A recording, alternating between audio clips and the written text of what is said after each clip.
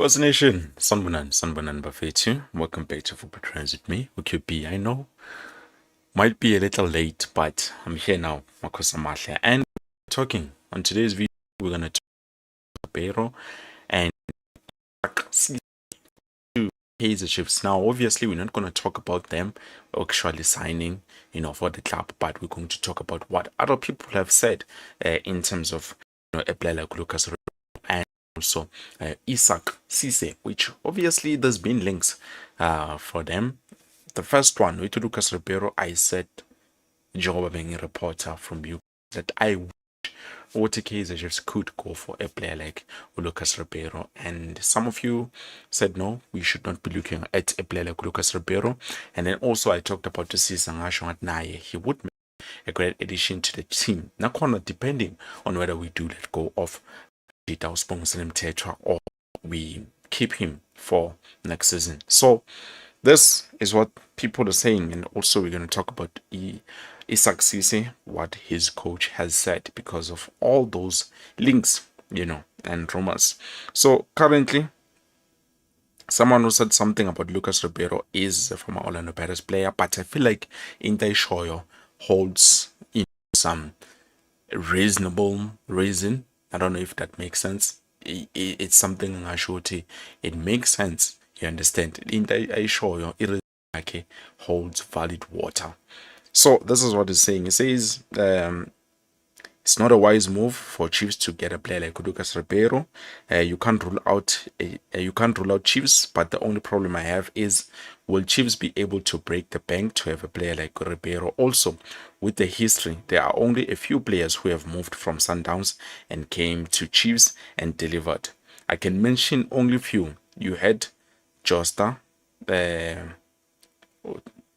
Jose, but after that, the players moved to Chiefs in terms of meeting the expectation that they came with. I don't think it's going to be a wise move for Chiefs to get a player like Ribeiro, especially knowing he played for a team like Sundowns, and for him to join a team like Kaizer that is trying to get back to a championship winning mentality and winning ways.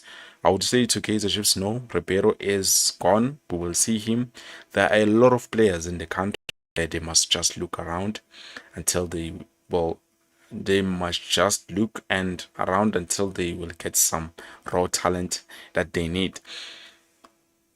I will continue with the statement, but firstly, I want you guys to remember that Lucas Ribeiro left Mamelodi Sundowns. He terminated his contract while he still had some few years left. Contract was supposed to end on 20 or expire on 2028. And he decided he's gonna leave because he felt like he was dragged down by Yonage Mamelodi Sundowns, and he felt like they didn't want to let him go because he showed interest now too that in signing him. But other than that, Ohambile, he signed a 1 year deal. And that 1 year deal, the team that is currently playing for is being threatened by relegation. They might be relegated at the end of the season because looking at how they are playing, they are not winning any games. And now Lucas Ribeiro has not produced a lot more goals than we know him. So that is something that we need to keep in mind when I'm speaking with you in terms of Lucas Ribeiro. There's also been an issue with if Kaizer just were to approach Lucas Ribeiro, they will not be able to afford in terms of former payments, which I don't know, guys, but this is Kaizer just we're talking about. Anything is possible. Now let's continue.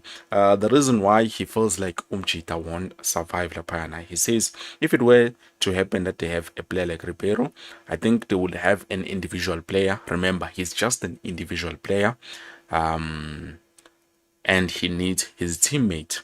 The only way Ribeiro can perform is when he has quality teammates around him. I don't think it would make any change. Instead, there would be more pressure on Ribeiro. We saw it with Keegan Dolly arrived. Gaston Sereno, when he arrived, Sereno was on top of his game at Sundowns, and he even were number 10. I don't think it would make any, but just more pressure for Ribeiro because of his package if he comes to Chiefs. So Chiefs should look elsewhere. I know fans would be like, let him come, but after the couple of months, they will be singing a different tune because the guy himself, he wants to leave South Africa. He's gone. let's forget about him. Let him fight against relegation there. In Spain, we have a lot of players here. Well, yeah, I do agree. I do agree with him. It's possible so to some signer afike nje angifumeli, but we do know how incredible of a player he is. And when I told you about him coming to Kaizer, just when I said if we were to sign him, also we would need to that he's a player who is a different kind of player. He's special. Hence, currently where he's currently playing, it doesn't look like he's performing very well just because of mates that he's playing with. So that's another thing. We can't depend on him alone. We would need at least an amount of quality players to say, okay, definitely those players are going to Ribeiro. Then now let us quickly move and jump to Isak Cisse, which obviously there's been talks, but I did say Uti, I would love to have him at Nanshorena because of the quality that I saw from him.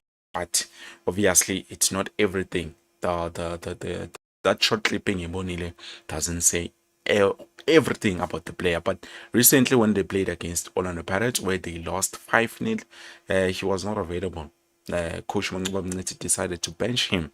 Now, two other reasons he decided to bench him. Let me just read it so that we can have a clear understanding. He says, sometimes with young players, the stress and anxiety that come with all the talk around them can be very dangerous in their heads. Well, he did not start even the last game. He was actually not in the team. It's football, hey. Everybody must play. And also, when he came in, I don't think he really gave a good account of himself against the Pirates. He's still a good football player. Unfortunately, he's going through a rough patch. The last 5 matches have not been very good, and he still has to work hard. Even against Pirates, I don't think he ran hard enough when he got in, but I have all the patience in him because I know what he's capable of. I do believe we can still bring a little bit of hunger in him and make him fight a little bit more. Coach Mangoba Niti, which by the way, he is someone who has been linked with us now. We did talk about him to the negotiations are underway, and with that 5-0 loss, a lot of supporters have said otherwise in terms of this coach routine. I don't think he might be the right man for the job going to Kaizer Chiefs just because of that loss. So, yeah, I'm a fan of Chiefs. I actually should check about it. But anyways, going back to Isak Cisse, there's a lot that we need to look at in terms of Isak Cisse. I do understand which the talks, of him to Wanje, he's been linked with the Kaizer Chiefs. Let's be honest, there's nothing official that came out and said, obviously, Kaizer Chiefs is interested in signing Cisse. It was just us fans who were like, okay, guys, we're looking at this player. We think he might add some valuable value to the team because one, Oxum Tetra, his contract is coming to an end. So if, for me, especially setting up, if Kaizer just doesn't renew his contract, I would love to see this guy coming in just to fill in that gap. Even though, guys, let's be honest, Oxum Tetra has some qualities that a lot of players do not have. Umchita, he knows how to defend. He might not know how to attack, but when it comes to defense, he's very good. I'm happy with Dumbogazi because so far he's not just defensive, but also he is showing signs of being offensive. And I think La at Dlala Corner currently they are teaching him how to shoot the back of the net. Unlike Limzanti, we neglect all of those things. So I don't know.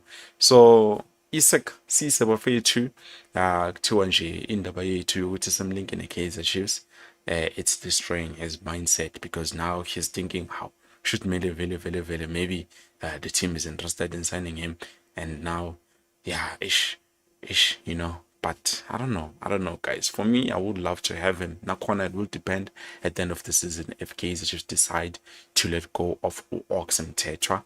And also, they did talk about Tugutubona. They are waiting for a coach who can come in and say, no, we do not need this player. I do not need that player. I need those players. But Come on, guys. We know it's just formalities. I don't think that is the case already. As I've said, I do believe they do have a list of players that they think they are going to sign, and also that they feel they're going to let go of. Which, at the end of the day, it's unfair to the players because now it's the time bangakhona ukusayina a pre-contract with other clubs. But if Tua no, we're not too sure which way now we are going to keep you or Sizokambisa, we're still waiting for the coach. It doesn't make any sense for me. Look at Orlando Pirates. They released almost a lot of players and then they signed almost, I think it was about 11 players that they signed. They signed Police, they signed all those players. While Bagazuti, who coach, is leaving. And also, Owadu was not there during that time. They signed before signing coach Absalom Owadu. So that is something that we need to keep in mind. They can say all of this, but in reality, that is not the case. So Lucas Ribeiro, Tua, if he comes to Kaizer Chiefs, he would not succeed. Isak, Cisse, Tua, we are currently destroying his mindset, which obviously it is impacting his game. So yeah, those are the updates that I had for you, Buffet, in terms of today's video. I'm hoping tomorrow we can talk about something new, if possible. But so far, Rashwin Totli and Brendan Peterson, those are some of the best news